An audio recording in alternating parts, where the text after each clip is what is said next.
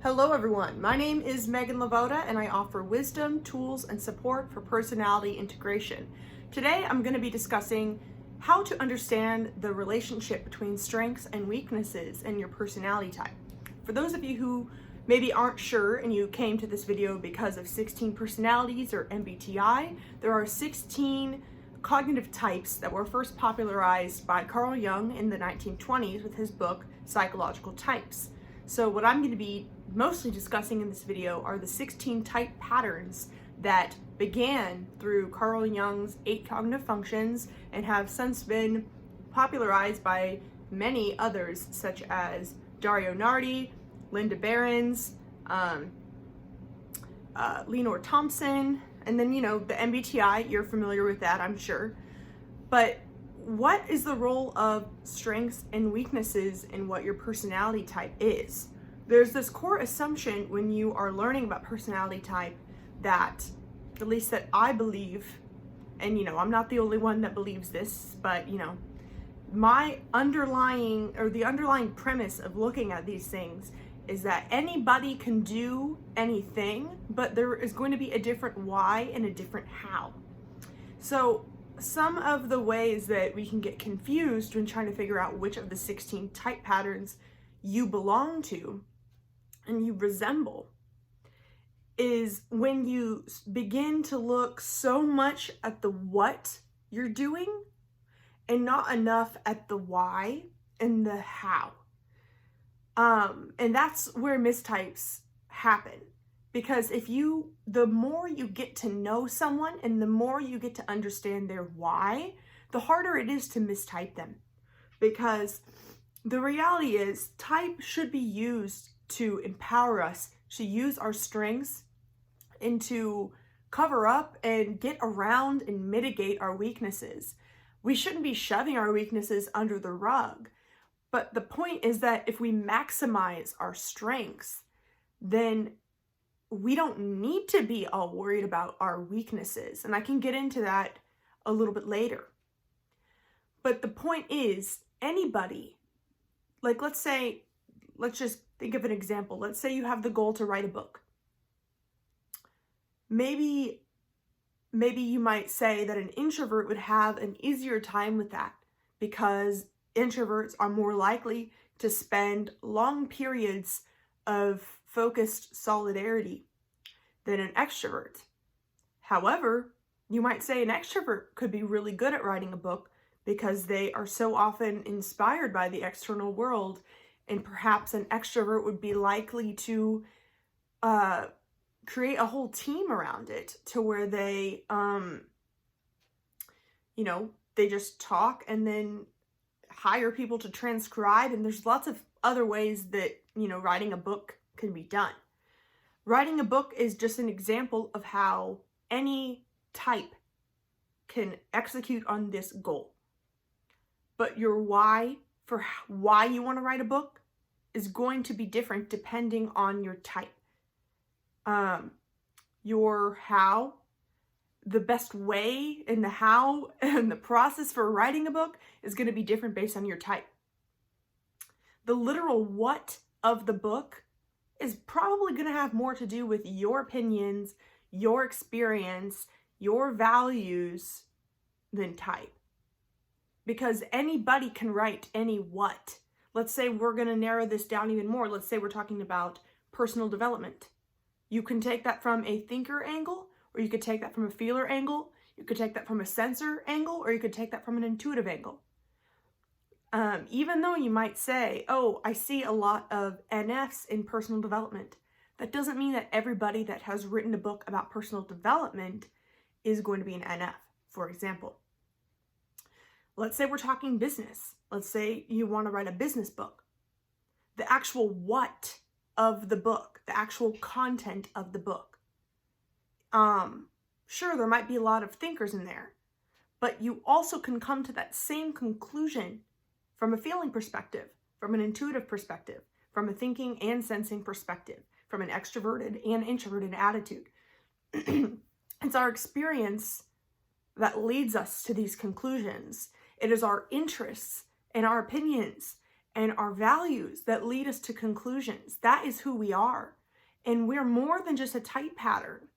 And that's what I want everybody to understand if you're getting into typology, is that whatever you feel inspired to do, you can do it, but your type, if you lean on the information of understanding your type, you can use type to maximize your strengths and create a pathway to actually doing what you want to do in a way that works with your natural strengths.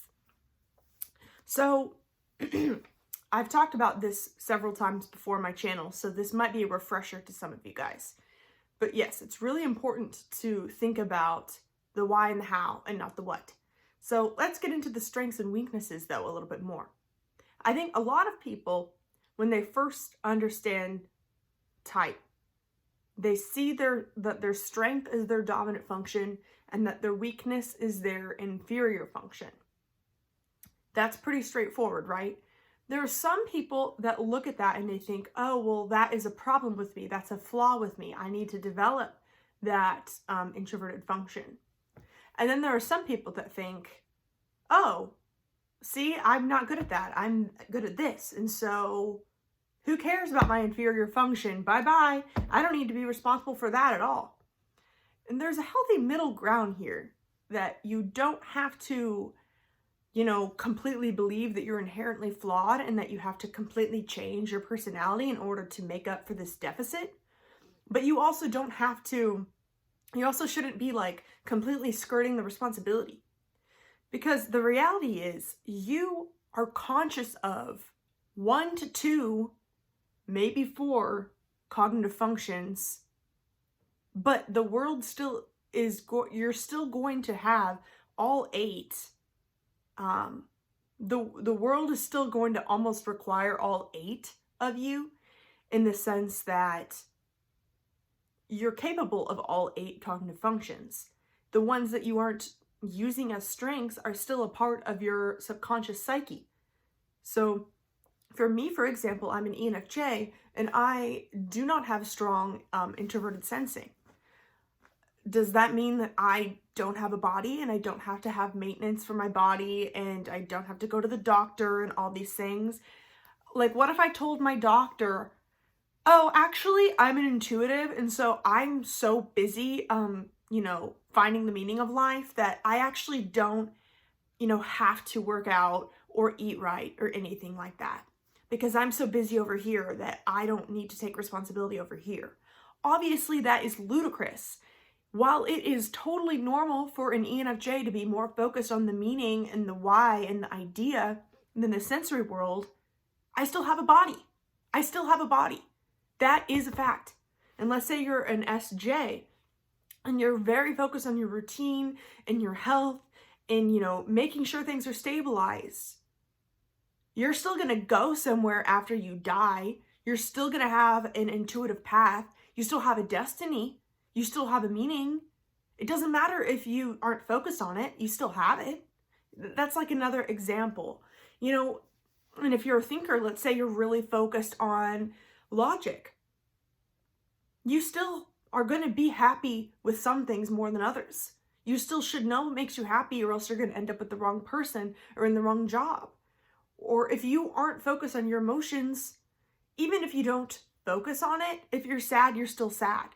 And I know many thinkers can end up in places where they aren't happy because they don't know how to make the decisions that are going to make them happy, because they don't know what they feel. They don't know what they prefer. They don't know how to, establish strong bonds. They don't know how to ask for help. They don't know how to be vulnerable, all of those things. If you don't prioritize it, that's fine. But at the end of the day, you still won't be happy if you don't know how to do those things. Let's say you're a feeler. Let's just finish out this metaphor here. Let's say you're a feeler. If you are like, well, I don't really focus on the logic. I just care about helping people. And so I'm going to be here and I'm going to help people and I'm going to be authentic. That's all great. That's a great intention. But are you able to execute on that? Are you able to create a logical process that works? Are you able to create the resources that you can give to people to actually help them? Or are you going to be a starving artist your whole life? You know, at the end of the day, it doesn't matter if you aren't a thinker. You have to figure out how to pay your bills. You have to figure out how the world works if you want to live in it. You have to have some sense of logic. So I kind of explain all of the extremes here in the sense that, yes, you have a strength. The world is still going to expect you to be responsible for all aspects of you. And so here's the thing. Because we can't possibly be good at everything, when we are in our flow state of being very in our autopilot state of our dominant function, where we are just, you know, in the zone, doing what we're best at, that is our gift to the world. But when we are being a gift to the world, we can't possibly be doing everything at once. Like, if I am so focused on people all the time, I might need some help with, you know, my bank account or something.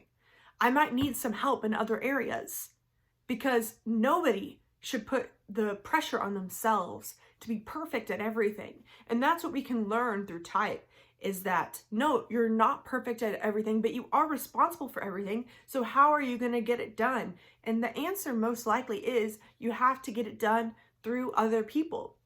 If everybody was relying on their strengths and everybody was able to negotiate their strengths, imagine what kind of world we'd live in. Imagine if I was able to do what I do best all day, every day, and you were able to do what you do best all day, every day. And instead of feeling like we have to do everything ourselves all the time, and that we have to like learn how to perfect our weaknesses all the time, it's just an impossible standard. It's impossible.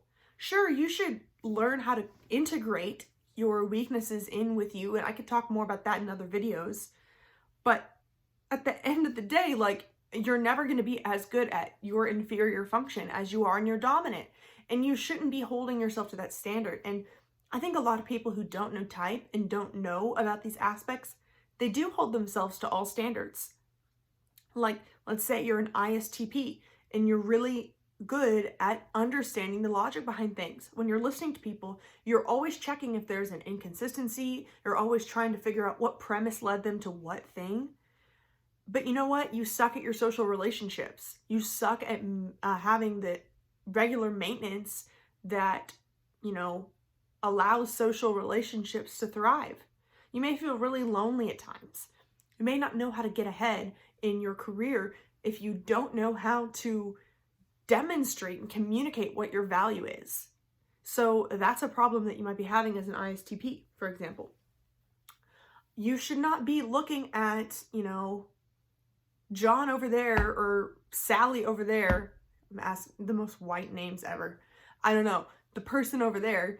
You can't look at the, you know, social butterfly and compare yourself to that, because that's not fair. That's not fair to you. That's not fair to them either. And instead, what a lot of people do is, let's say you're an ISTP and you wish that you were better at your social skills, and you see a social skills person, and as opposed to asking them for help or maybe integrating some of that into your personality, doing both, really relying on your strengths, what people do is they judge people. They think, oh, well, it's nice that they have our social butterfly, but they also aren't really good at logic, so whatever, F them. It's not helping anybody to just judge people for not being good at your dominant. That's not helping. Everybody has strengths and everybody has weaknesses. So what are you going to do about it? That's the thing that I want to get across, you know, in this video and in many other videos. It's kind of a core philosophy of mine that, one, you shouldn't be holding yourself to that standard. And two, you're probably going to need to ask for help and rely on other people, because human beings are an interconnected species. That's why, you know, in the wild, whatever, babies don't leave and go away from the pack. Like, compared to other animals and other species, we as humans really need each other. We really, really need each other. Like, when people get to be elderly and they cannot work, they need help. We're very needy. Like, as a species, we're extremely needy. And that's okay. That's fine. That's how it is. And we have to accept that and not put so much pressure on ourselves. Because if you're putting that pressure, then you're just adding this emotional block that doesn't need to be there. When you're great just the way you are, if you would just like notice your strengths and work on those, there are other people that would, you know, kill to have your strengths or would really find value from you. And so that's kind of a level of self-awareness that type can help you have, is really knowing what use you have to the world. And again, anybody can do anything, but are you doing it in a TI way or in an FE way or in an FI way or in a TE way?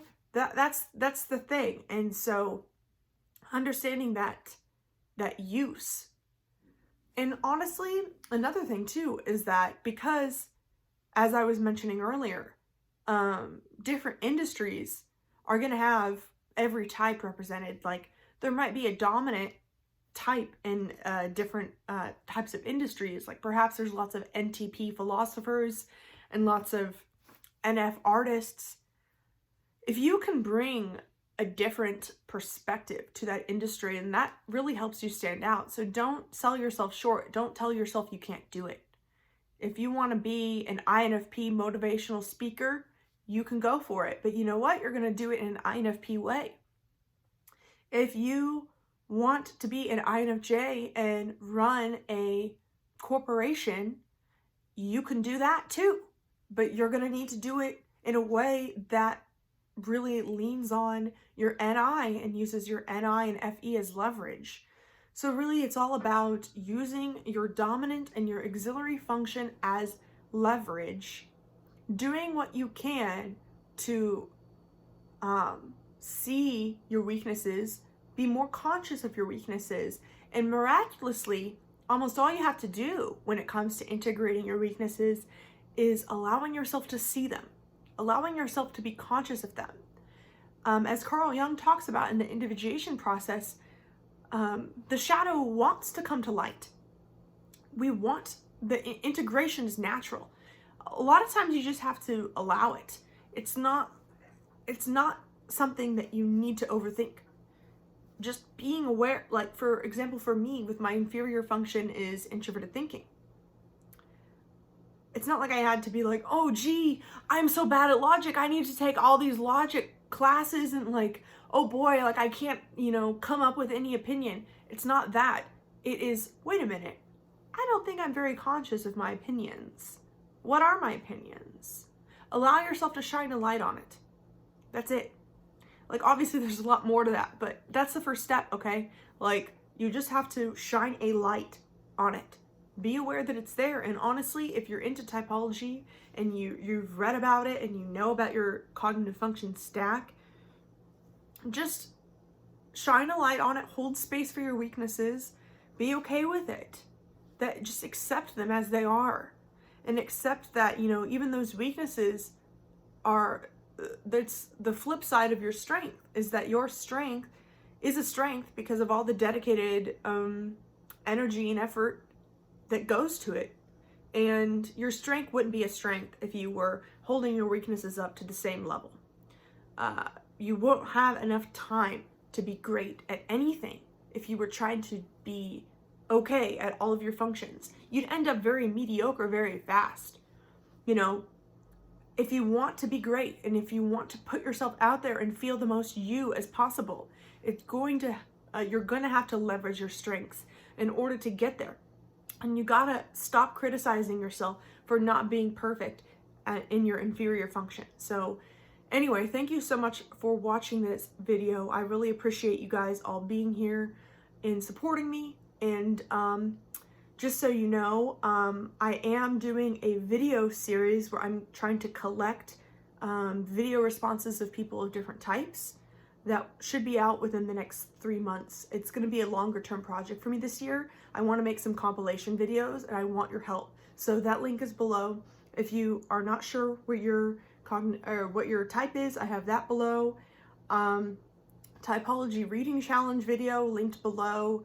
It's all of 2020. We're doing a reading challenge. Also, I offer mentorship and that's linked below as well. So Lots of links. Thank you for watching. Have a wonderful rest of your day.